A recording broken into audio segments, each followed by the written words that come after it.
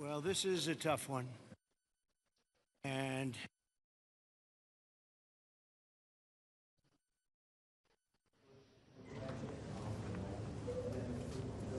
we just were making a little tour of the area. It's hard to believe the devastation. Trees that are 100 years old just ripped out of the ground. I've never seen anything like it. I've seen a lot of bad ones. I've gone to a lot of hurricanes, a lot of tornadoes. I've never seen anything like this. This is a bad one. We just visited with incredible families that, I mean, look, they've been devastated. They lost their child or two children, and just hard to believe what, I've never seen anything like it. A little narrow river that becomes a monster, and that's what happened. But the First Lady and I are here in Texas to express the love and support and the anguish of our entire nation in the aftermath of this really horrific and deadly flood. Nobody has any idea how and why a thing like this could happen. It's, and by the way, I have to tell you, the people here, first responders, the sheriff's office, all of the police, law enforcement, they've done an unbelievable job. And in speaking to the parents, they said everybody has been so professional, from the governor to the senators, all the way down to the local people on the site that really are a little bit used to this. But they've been looking at this for years, but in much smaller doses, much smaller doses. 12 years ago, and then in 1932, they had a real bad one, but that bad one was half of what this was. But I was speaking to some of the great people in the town, and they said, no, every year we get a little bit, but it was like a little bit of a flood, right? You were telling me, and it was just a flood. We got used to it. We had people, and we took care of it, and this year it was like, what's going on, right? So all across the country, Americans' hearts are shattered. I had to be here as president. First Lady wanted to be here. And, all the beautiful souls.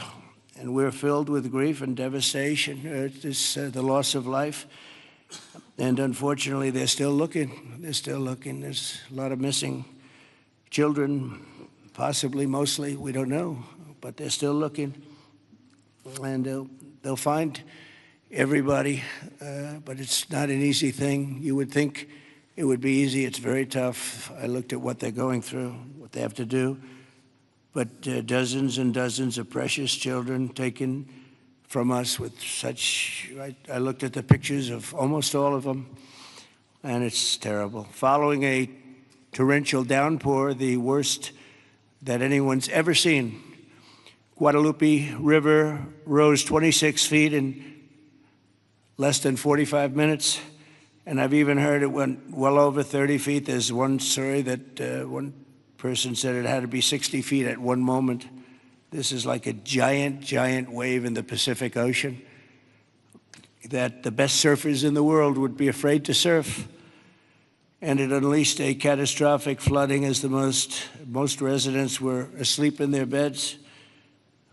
A very dark evening. The waters claimed at least 135, 140 lives. They're getting that count, but the count that they don't have is how many are still missing. But a lot of lives, a lot of young angels. At the Girls Christian Summer Camp, known as Camp Mystic, a legendary camp, a camp that people would want to go to from all over the country. People, parents, they come and they would stay with their children. They'd stay in other cabins just to be with their children, but a legendary place. They were there because they loved God, and as we grieve this unthinkable tragedy, we take comfort in the knowledge that God has welcomed those little, beautiful girls into his comforting arms in heaven. And we believe that, have to believe that, and we do. And we lost some wonderful people beyond the little girls. We lost some very brave men and women that tried to save the girls.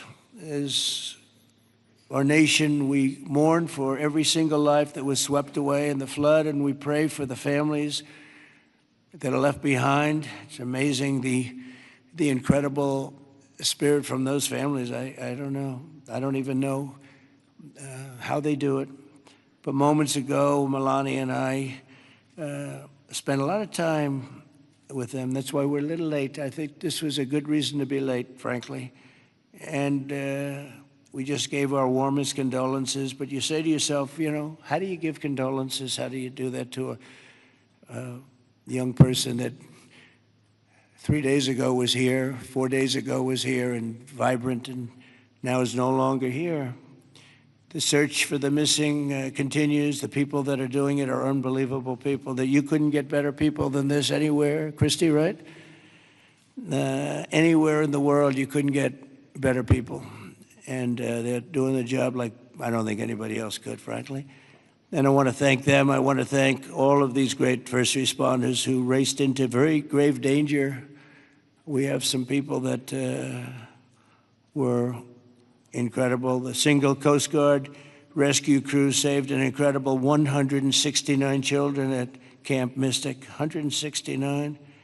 And the camp staff was also incredibly courageous. Are those Coast Guard people around here someplace?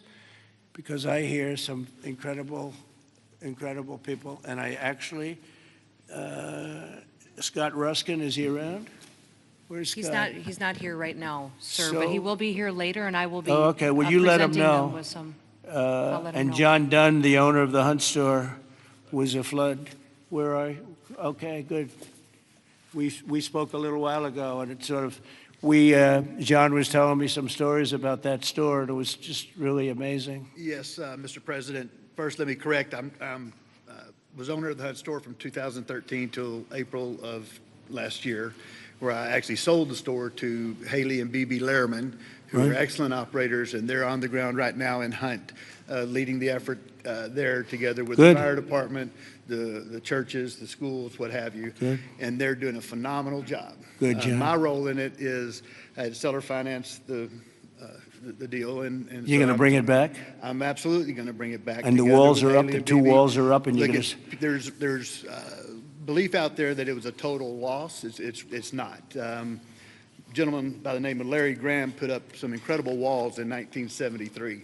And he's a great engineer, and those walls are still standing. Save the walls. Save the walls. Okay. And the goal is, and I think we can get it done between Haley, BB, myself, and some outside help that we're going to be getting. I think we're going to get it reopened very quickly. Good. I think it's important to get it opened quickly because once we do, the community can get back to a sense of normalcy. I think it'll be good for the community. I think it'll accelerate the recovery process. There's a lot that has to be done, but I'm impressed and very pleased with the resources that I think are going to become available through the conversations with Chip Roy, Governor Abbott's office, and others, that we will get it done quickly. Yes, sir. Thanks, John. Good luck with it. Okay, I'm sure you will. The search for the missing is continuing, as you know, and today I especially want to thank all of these incredible people from the Coast Guard, and you'll give my regards in particular to some of the people we mentioned. Every American should be inspired by what's taken place during this short period of time, and I want to thank Governor Abbott. He's an amazing guy. We come very, very close politically and personally, and we've had a tremendous relationship with Texas. I guess Texas brought us together. We were together fine, but now